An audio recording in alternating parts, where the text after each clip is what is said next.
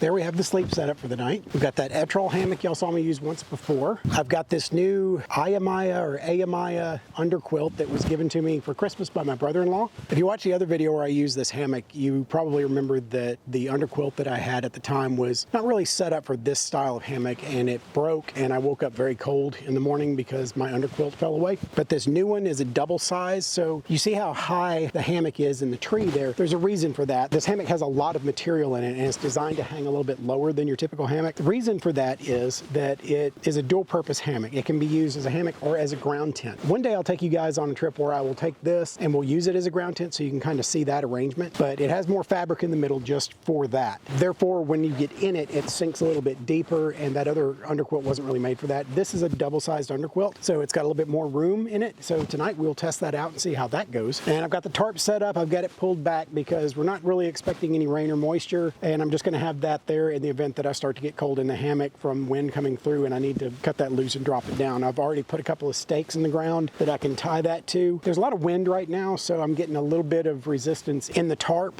So hopefully that'll die down as it gets closer to nightfall. That was some warm work, and this jacket's getting a little hot. I'm going to take this thing off, throw it on the table over here, and then we'll get to setting up some more gear.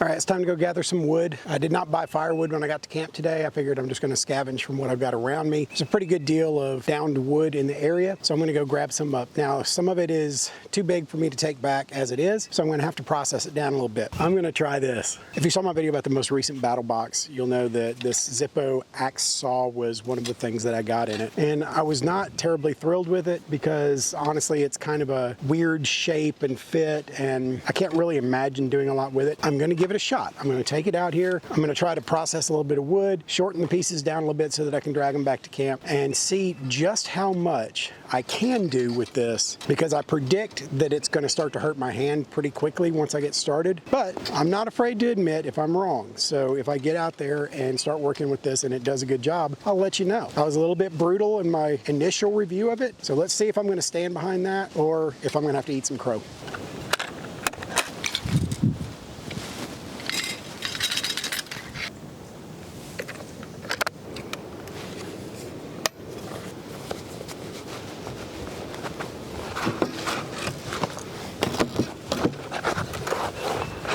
All right, let's go get some firewood.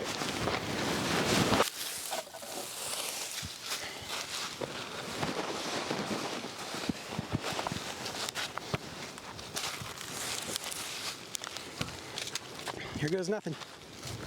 We'll start with this little piece on the end here. All right, here we go.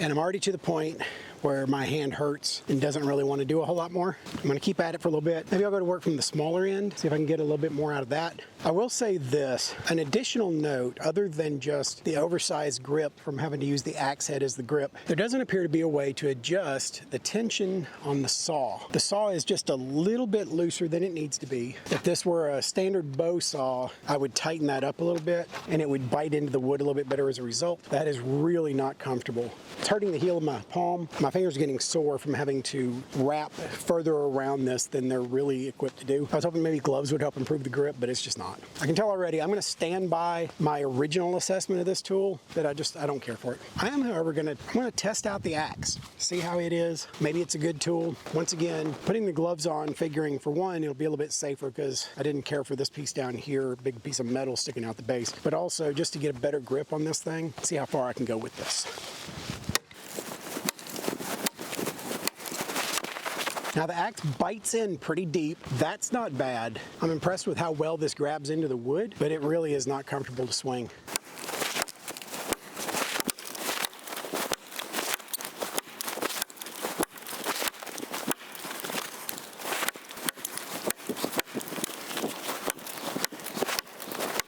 Ow, ow, ow. All right, let me show you a couple of things here. This right here, the saw mount came loose on its own in the process of chopping.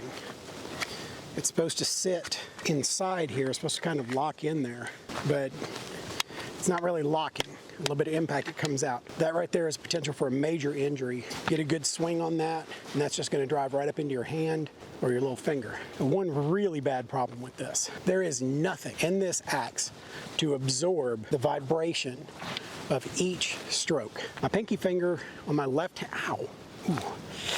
My pinky finger on my left hand was catching every bit of that vibration right there at the joint, and now it's extremely tender to the touch. This needs some kind of padding on the grip. It needs something to absorb some of that blow. Wow, you know, when I said I didn't care for it up front, I had no idea it was going to be this uncomfortable for me to use. I don't want to dwell on this. This is not a review of this axe. This is supposed to be a camping video. I am disappointed that it has this many flaws in it. Now, would this work for, say, trimming small branches and things like that? Probably. It'd probably do a pretty good job of that.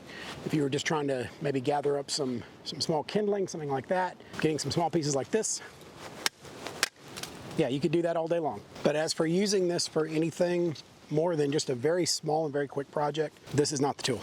Sorry, Zippo. Really wanted to like it, tried to give it a chance, but this thing's a disappointment.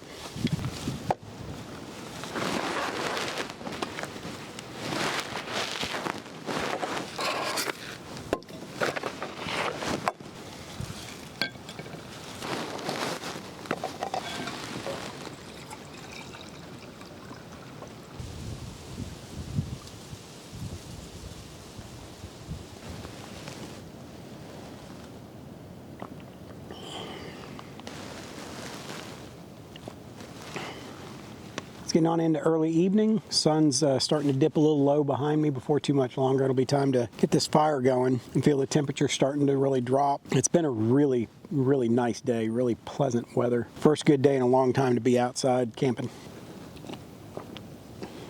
You know, I always find it amusing when the weather starts to get cold and people start posting things like, oh, camping season's over, or they have their little countdowns to camping season. And honestly, I'd rather be out in the cold camping myself. Less bugs, less people. I don't have to worry about things like poison ivy. I don't know, it just seems a little bit more peaceful somehow when the weather's colder. I've really been looking forward to getting out and trying out the new underquilt and have another hammock outing. I was really surprised with how much I enjoyed hammock camping. It's one of those things that you really don't know until you try it, what it's going to be like. If you've got a lot of back issues or something, it's probably not the best thing for you. But as far as just overall comfort, I haven't found anything that beats it. I really enjoyed using that tent cot, but it's just so big that it's not terribly practical, and you really have to be going someplace where you're just going to pull up to the parking spot and throw your stuff out and set it up. And while you can tell that's what I'm doing here, it's just not what you always want to do. A hammock like this Etrol that I've got, where you can set it up on the ground or you can set it up in trees, it's kind of a perfect solution to a lot of things if you can camp in a hammock. I mean, you can take it with the intent of hanging it from trees, but if you get to a spot where you can't find some trees to hang it from, you can set it up on the ground, stake it down, and turn it into a tent. And there's not a lot of other solutions that will allow you that kind of versatility when it comes to setting up camp. So yeah, I really like that thing. This will be my second time using it. I'm getting used to it and trying to figure out exactly where to hang it in the trees to make sure that it doesn't dip too close to the ground, but also it's not up so high that I can't get in it, because I'm a little vertically challenged. By the way, if you've stuck with this video so far, please give the video a thumbs up. And if you haven't already, subscribe to the channel, hit that notification bell so you can be made aware of all the upcoming videos. This is a small channel. I need all the help I can get.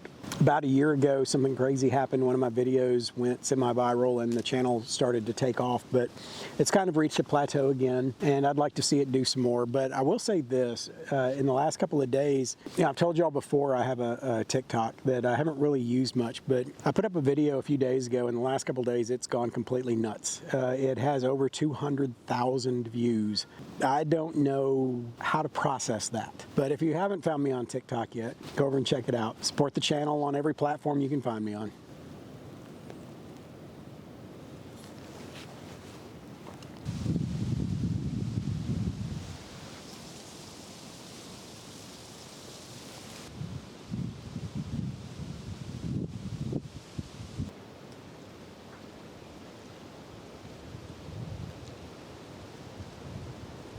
One of the crazy things about this particular campsite is this tree right across the road here has another tree growing really close to it. And where they cross, they rub against each other. And as they do so, it makes this really loud, almost like a groaning sound. And it can be a little off-putting when you first hear it. Once I figured out what it was, it didn't bother me too much, but I don't know if you could hear that or not, but it gets pretty loud sometimes. That's one of the cool things about staying in a site like this.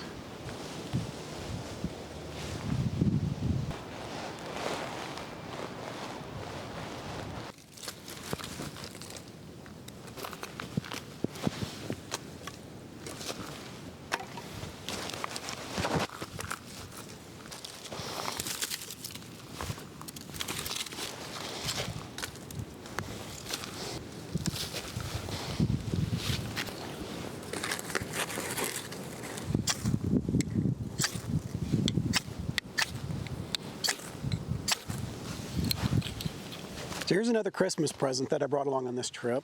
Got this Soto Navigator cook set. Been eyeing these for a little while, and I had it on a wish list, and somebody bought it for me. So it's cool having family that understands the things that I like and finds me to be easy to shop for, because there's always something like this that I'm looking for. So let's open this thing up and see what it's about. We're gonna make dinner with this tonight. All right, so it comes packaged in a little carrying bag. Pretty nice bag.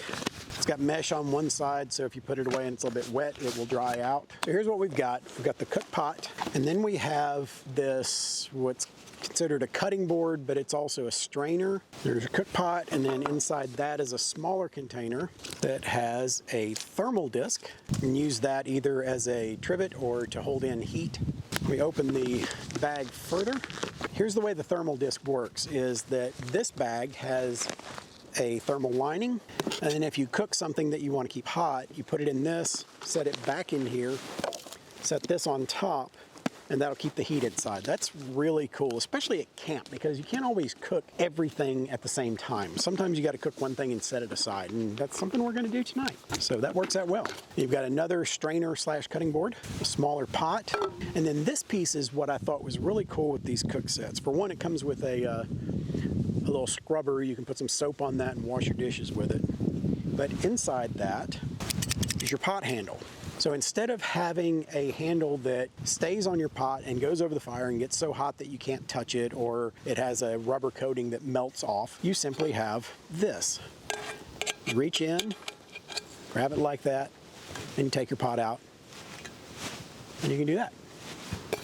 This is a really cool setup. We're going to use this tonight to make dinner. I'm going to make a chicken parm sandwich and French fries. So let's get started on that right now.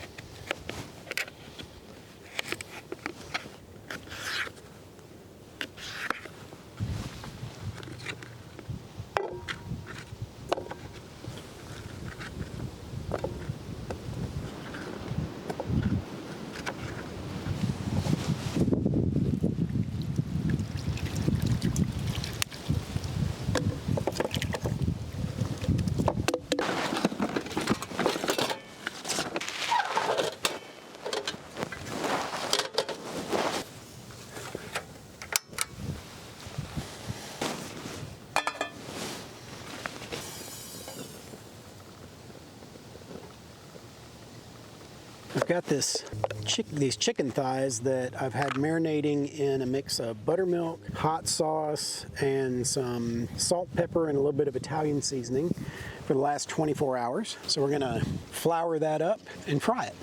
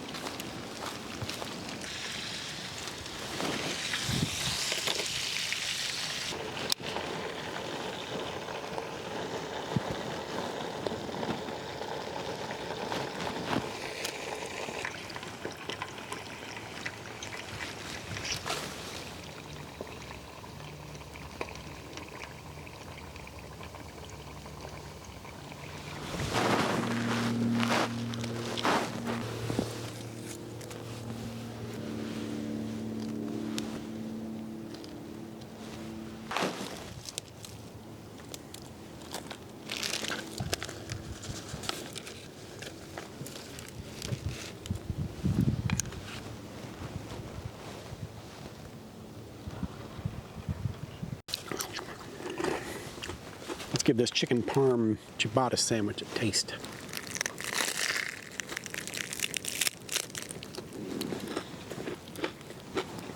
Can you hear the crunch? I didn't have enough flour left, so I threw some cornmeal in there. Cornmeal adds an extra crispy crust on the outside of it. That's good stuff. But Mama always said it was rude to eat in front of people, so I'm gonna turn this off, finish dinner. I'll get back to y'all later.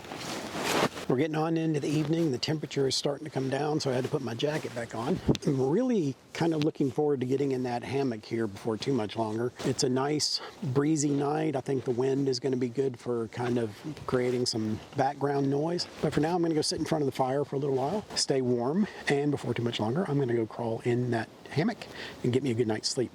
I've got to go to work tomorrow, so I'm going to get up in the morning, get ready to go, pack up all my gear, and head back. But we're not done yet. We're still camping, so stick around.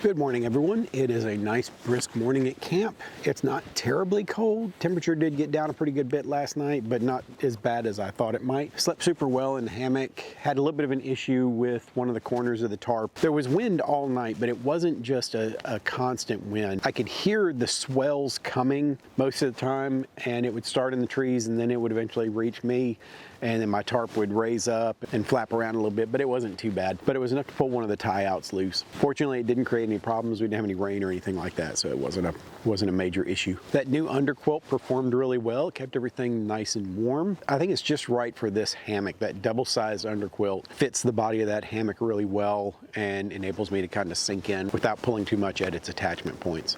Got lots of ideas for upcoming videos. Hopefully some things you guys will really enjoy, but leave me a comment down below if there are thoughts that you've got on things that you'd like to see me do when it comes to camping.